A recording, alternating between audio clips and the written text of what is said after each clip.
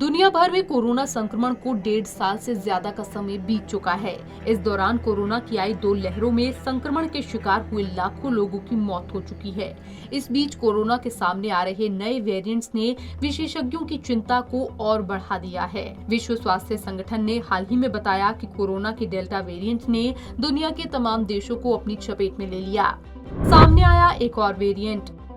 इस बीच कोरोना के नए स्वरूपों को लेकर अध्ययन कर रही वैज्ञानिकों की एक टीम ने एक और नए बेहद खतरनाक वेरिएंट के बारे में लोगों को आगाह किया है। शोधकर्ताओं ने पिछले दिनों संयुक्त राज्य अमेरिका में कोरोना के एक नए वेरिएंट R.1 की पहचान की।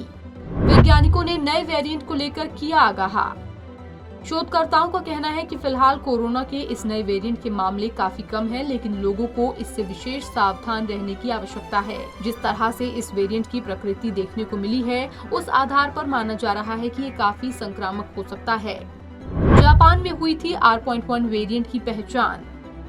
रिपोर्ट के मुताबिक कोरोना का वेरिएंट R.1 कोई नया वेरिएंट नहीं है। पिछले साल सबसे पहले जापान में इस वेरिएंट की पहचान हुई थी। उसके बाद से ये वेरिएंट अब दुनिया के अन्य देशों में बढ़ रहा है। अब तक संयुक्त राज्य अमेरिका सहित लगभग 35 देशों में इसके मामले देखे जा चुके हैं। नवीनतम रिपोर्ट के मुताबिक दुनिया भर में 10,000 से ज्यादा लोग इस वेरिएंट के शिकार हो चुके हैं। रोग नियंत्रण और रोकथाम केंद्र यानी कि CDC ने साप्ताहिक रिपोर्ट में बताया है कि कोरोना का ये वेरिएंट खतरनाक हो सकता है। हालांकि जिन लोगों का टीकाकरण हो चुका है, उनमें इसका कम असर देखा गया। नए वेरिएंट को कितना संक्रामक मान रहे हैं वैज्ञानिक? वेरिएंट के बारे में अध्ययन कर रही वैज्ञानिकों की टीम का कहना है कि R.1 SARS-CoV-2 वायरस का नया वेरिएंट है, जिसमें कुछ म्यूटेशंस देखे गए हैं। दूसरे शब्दों में समझें तो किसी भी नए स्ट्रेन की तरह R.1 भी मूल कोरोना वायरस की तुलना में लोगों को अलग तरह से प्रभावित कर सकता है।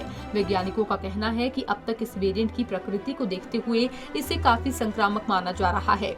फिलहाल इस बारे में जानने के लिए और अधिक अध्ययन की आवश्यकता है। CDC ने अभी तक इसे वेरिएंट ऑफ कंसर्न के रूप में वर्गीकृत नहीं किया। क्या ये एंटीबॉडीज को बेअसर कर सकता है? पिछले कुछ महीनों में सामने आए कोरोना के ज्यादातर वेरिएंट्स में ऐसे म्यूटेशन देखे गए हैं जो आसानी से शरीर में वैक्सीन से बनी एंटीबॉडीज को बेअसर कर सकते हैं। वैज्ञानिकों का कहना है कि कोई वेरिएंट वैक्सीन सुरक्षा से बच सकता है या नहीं, ये उसमें मौजूद म्यूटेशन के सेट पर निर्भर करता है।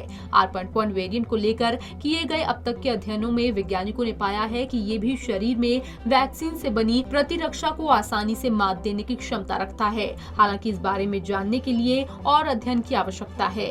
क्या इससे संक्रमित लोगों में अलग लक्षण हो सकते हैं? शोधकर्ताओं का कहना है कि R.1 वेरिएंट के लक्षणों के बारे में जानने के लिए अध्ययन किया जा रहा है। हालांकि इससे संक्रमित रह चुके ज्यादातर लोगों में भी वैसे ही लक्षण देखे गए हैं जैसे कोरोना के अन्य वेरिएंट से संक्रमित होने पर होते हैं।